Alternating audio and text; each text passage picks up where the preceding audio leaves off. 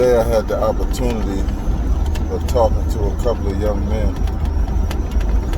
that I've known for probably 20-some years, 15 to 20 years. A couple of young men that seek me out, and one just happened to come in my path from working with his son.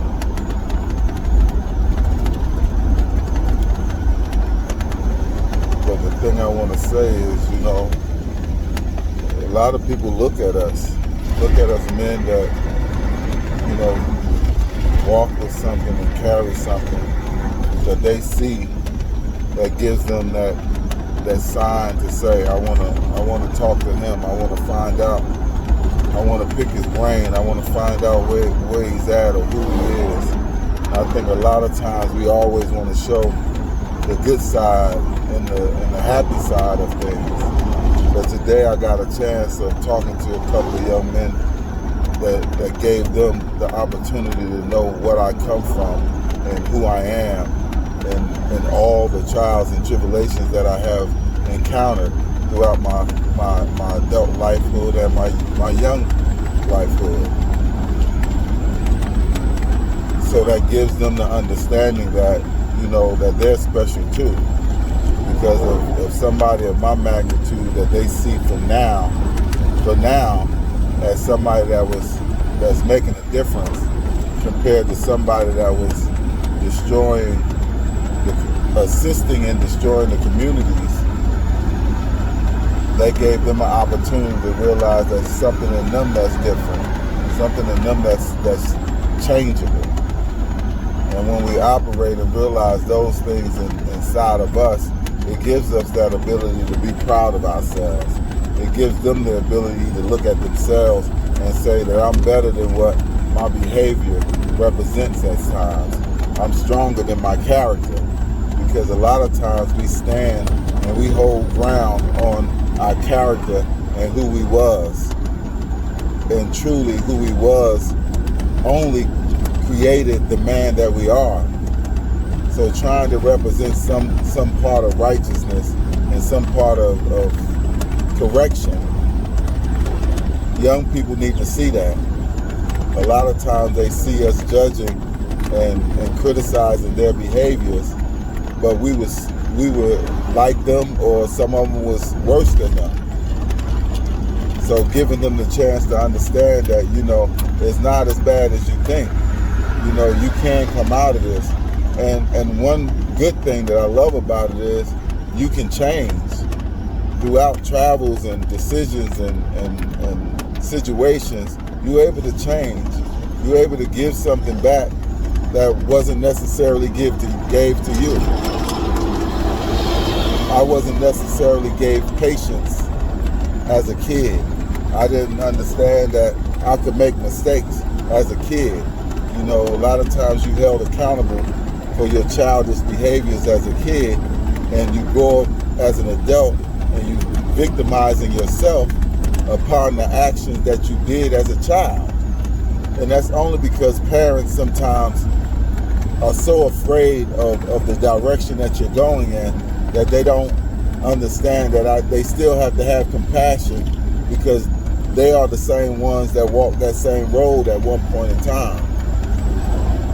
So to get a child to understand that, you're going to have these situations, but long as you stay focused and long as you stay guided and long as you seek to do things better and seek correction, you can come out of it on a better side. These are two young men that, I haven't seen for a while. One of them that I'm in his life, and another one, pulled up on me today as I was walking.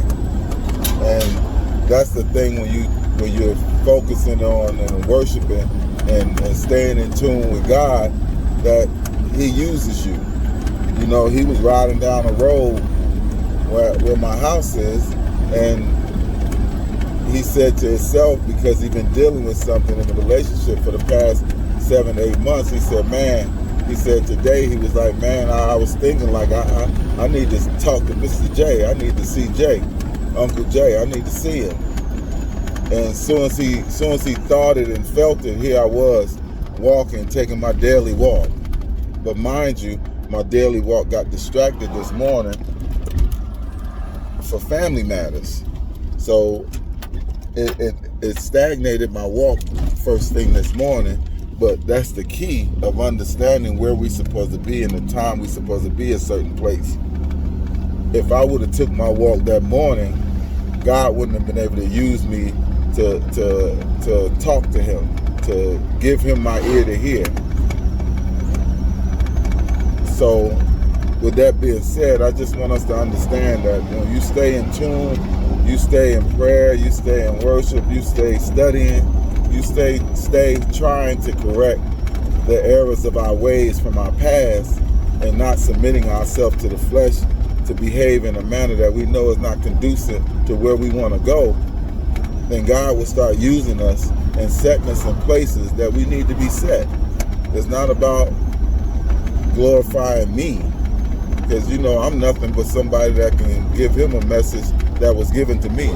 I can help him with a word that was given to me through my worship, through my travels, through my interactions with people that had something to sow inside of me. And we must give it back out. Our young people are struggling, and they really are struggling. A lot of times I see videos with them with their middle finger up to the world, and a lot of them have tattoos on their body that says F the world. And I don't know about you, but that hardens, that makes my heart real hardening sometimes, because I'm looking at it as if, you're too young to feel this way.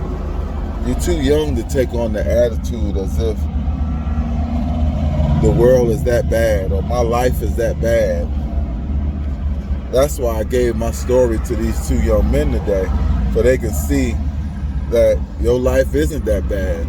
You can get to a place of understanding that we are better than what our character or what we was taught or what we may see in our communities that we want to act and behave as. So I had an amazing morning because I know God was able to use me and help someone else. And I pray that my words assist people in their daily travel. It's not to pump me up. It's not to get as many likes as I need or want. It's not about me. It's truly not. It took me a long time to feel like I have something to give. And as much things that I've encountered and conquered and the resilience that's within me, it's because I have something to offer. And when you realize that God has time for you and time for you to meditate and give to someone else or teach someone else, you start realizing that it doesn't matter how my terminology may be. I may not always say the right words. My vocabulary may not always be on point, but I promise you that the message that's going to come through is going to reign through, regardless of how I